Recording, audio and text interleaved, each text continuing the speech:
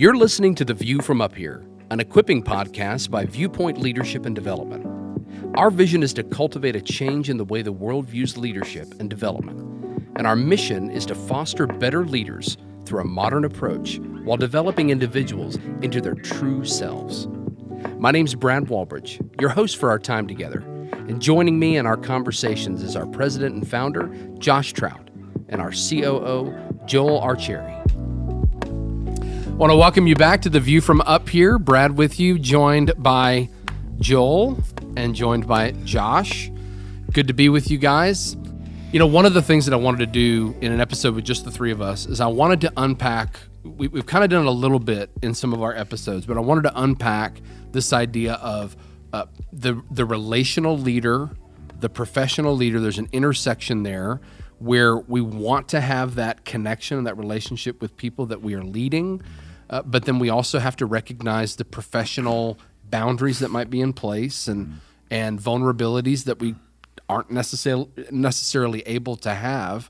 So, Joel, thinking back over the years, let's start first with people that have led you and what you've seen, good, bad leadership, whatever it is. Have you seen that personal, relational leader? Have you seen that done well? Yeah. And what does that look like? Yeah, it makes me think back to, so when I was in ministry occupationally, right? So I started working for a church. Prior to that, at that church, I was serving just as a volunteer, doing music, leading teams, leading the church, leading youth groups and stuff like that. And I was being mentored by who would then become my boss. And he knew me, he knew my wrestles, he knew my struggles, he knew all of the stuff that I was working through in my life. And then it shifted to, okay, now this person is not just invested in the personal aspect of my life, but my professional aspect of my life. And that was a switch that I had to make, and he also had to work to make too, because we just were both kind of learning that as well. He had people that he was over top of, what we've talked about. You know, you can influence, but you're not responsible for it because they work for you. So we were both learning how to do this as best as possible. And he would even himself admit, and would say even then, was, you know, I'm not perfect at this. I'm still learning how to lead you as your boss, but also as your friend. And there were moments where he would be more personal and let me know. He would even say, yeah, he wrestled with anxiety and he would have panic attacks. And so he was on medication, and he was letting me know that. And it wasn't saying, I can't let the person that I'm a boss over know that I have panic attacks, because we were also not just mentor-mentee, but friends who loved each other. And so it was him letting me know that, but also then, you know, when we had to switch gears to say, hey, this is how we need to approach next Sunday or this coming season. This is what I need from you. These are the goals that I need to see from you.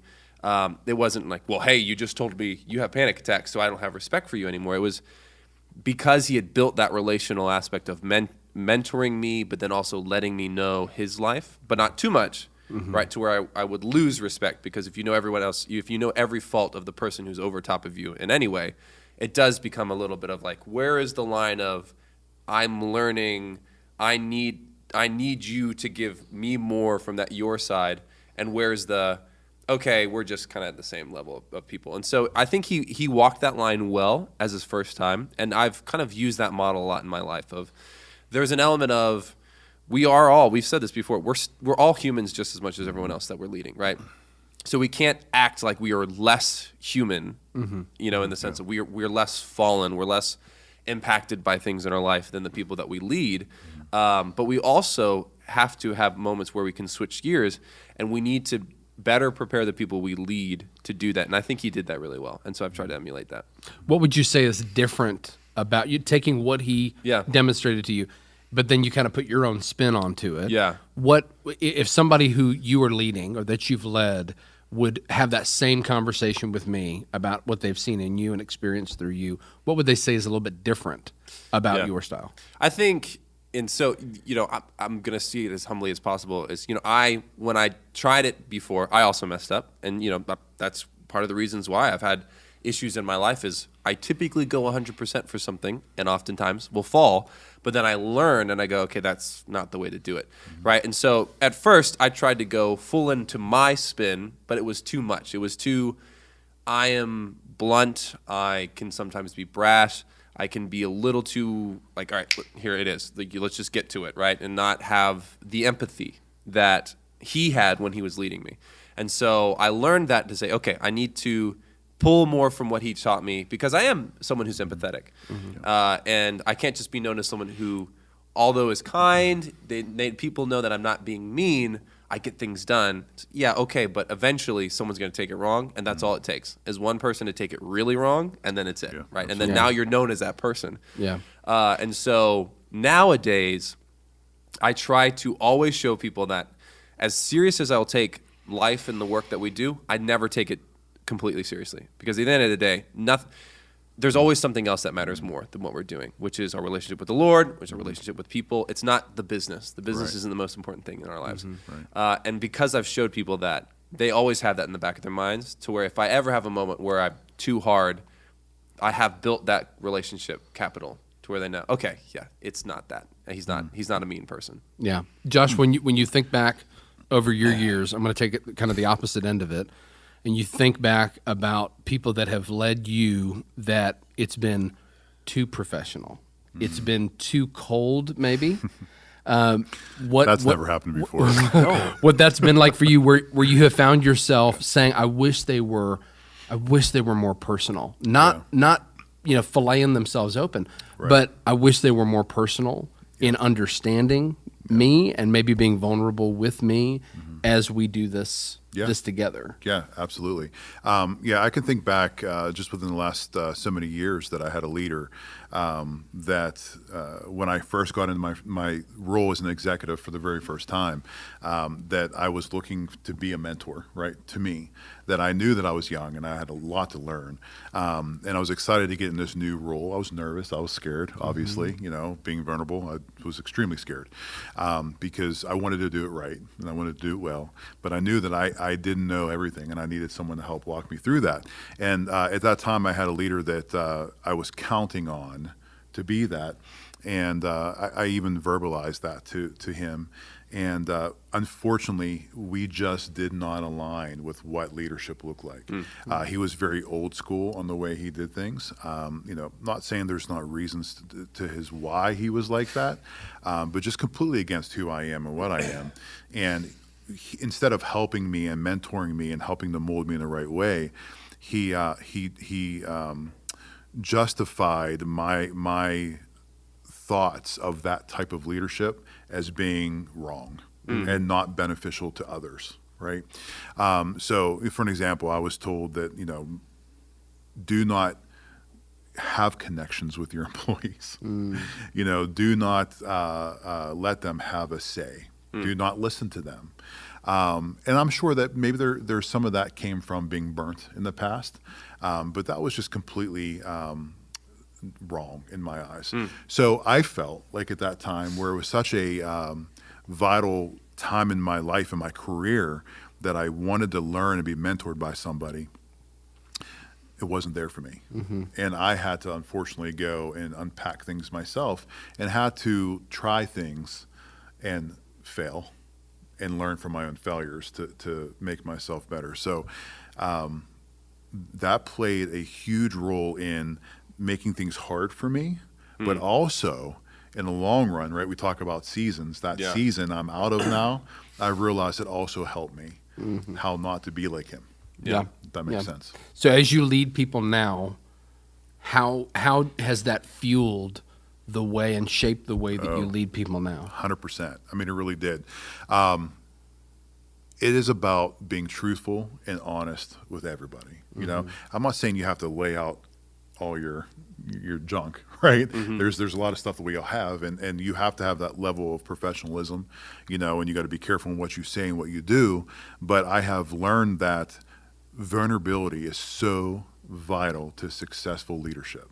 And I mean, how many times we've talked about that, and your listeners are probably tired. Yeah, he says that all the time. Well, it's true, because I've been burnt before, and I have somebody like him that I look to as a leader and a mentor that was not vulnerable, and I knew how I felt, right? So I don't ever want one of my employees to feel the way I felt.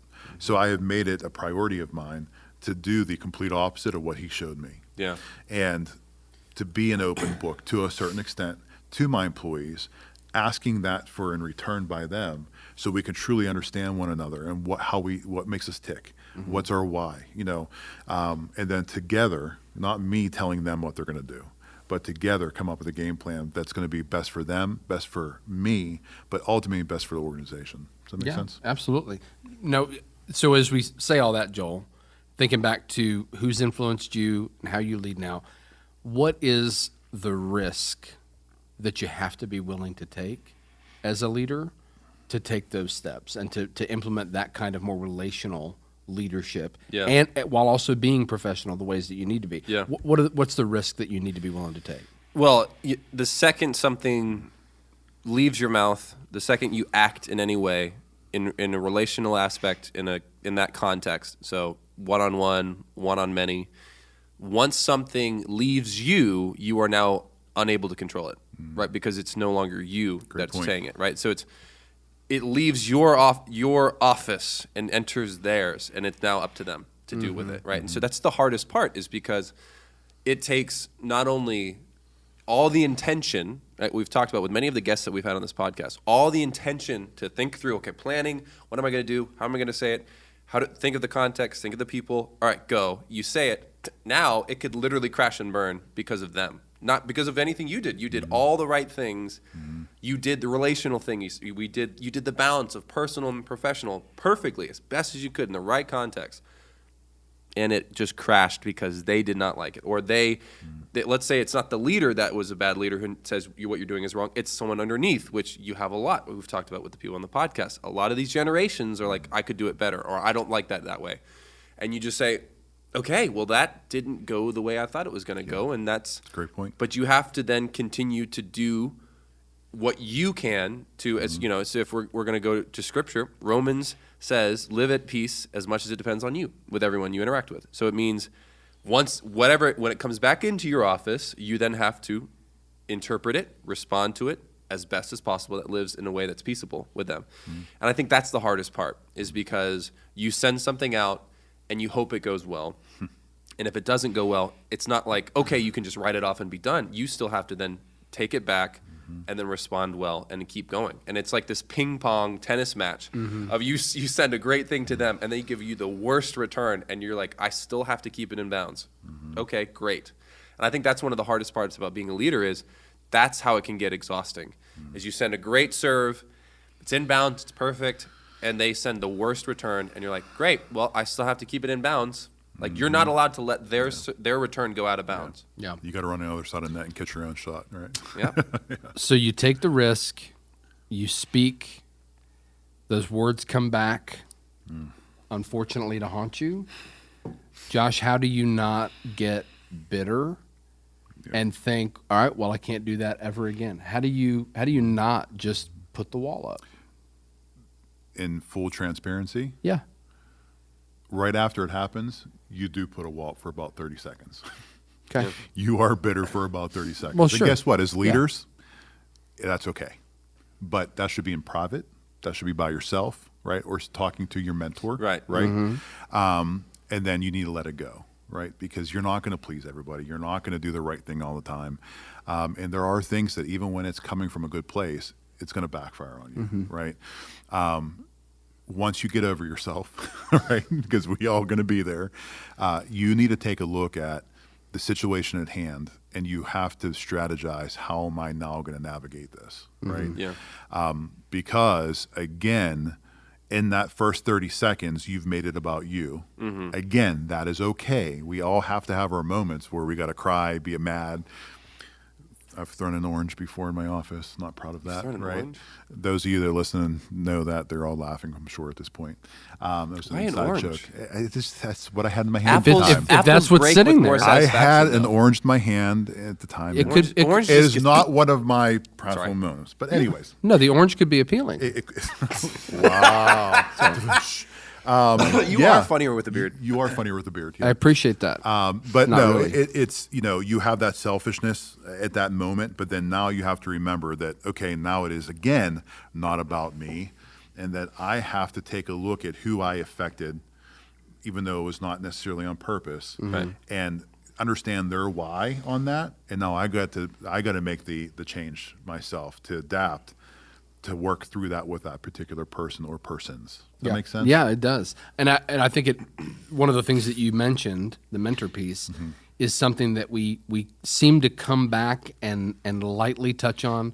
I do think that we need to unpack that significantly in an episode in the future. Yes, absolutely. But Joel, talking about the idea of intentionally having someone, maybe that's not necessarily a counselor. Let's just say in the business world, maybe not connected in the same corporation or organization, someone that you are completely open with in your leadership style, and you put yourself under their words, their authority to speak into how you're leading. Yeah. Can you talk to and speak to what that's looked like over the years for you? It was really interesting because I was having this thought, I think it was this morning. I was thinking about, it's philosophical, but it has to do with leadership and everything. It's that everything is an interpretation of something else, right? So there's nothing new under the sun, but in the sense, like, art needs art the same way leadership needs leadership. Something has to be inspired by a pre-existing version of itself or the source of it for it to then exist, right? You don't have art without seeing creation. You don't have leadership without seeing the first and best leader, right? And so you don't have a better interpretation of how you could live without having someone else who could speak into that. Right. And I think that's the way that we have to view mentorship, and that's how I've done that in my own life. And it's hard because you don't always like what people say, right? And to be the better interpretation of what you want to be, you need someone who does not think you're the coolest person in the world, right? And that person, by nature of not thinking you're the coolest person in the world, is not going to tell you everything you want to hear. Yeah. And it doesn't always have to be someone who is a mentor. It could be a peer who is more established than you. So for an instance, that's kind of how Josh and I created this relationship.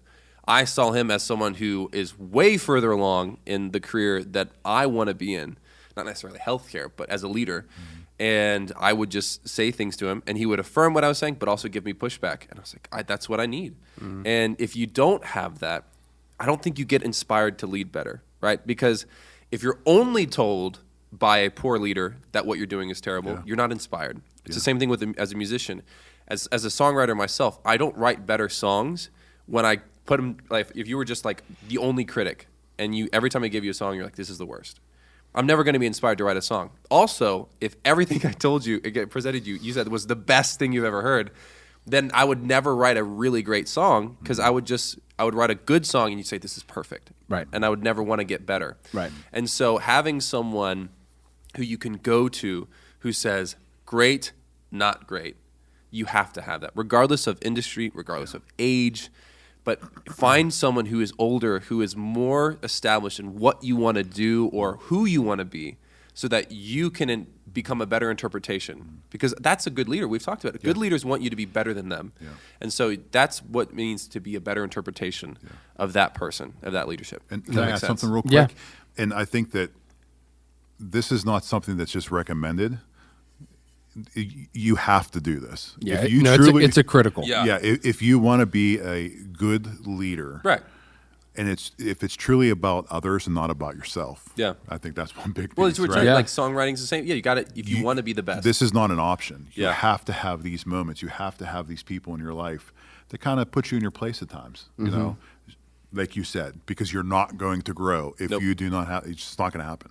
Right. It can't be your mom. No, not your mom. Yeah. So it's the intentionality of pursuing someone for that role, to be in that role for you, but then it's also the intentionality of making yourself humble before them. Yes. Yeah. To be able to hear what they have to say and be able to put into practice what they're saying. Yeah. So speaking of putting into practice, we've got great sponsors that have put great business practices into play. I think we've got some. Zoom in right on this. Yeah. Right on this, Matt. Muncaster Financial Group, great friend of the What's podcast. inside of it? Synergy Coffee, fueling Coffee. the View from Up Here podcast since its inception. That's wonderful. It is. Wonderful. It's great stuff. Well, guys, thanks for talking through that for a little bit. I know we're going to get into mentoring in a future episode, and we'll really unpack that, give you a lot of practical tips on how to do that. If Viewpoint can be of help to you, we want you to reach out. We've got our information in the show notes. Feel free to do that. Look forward to being with you in our next episode. So for Brad and for Joel and for Josh, been good being with you. Thank you.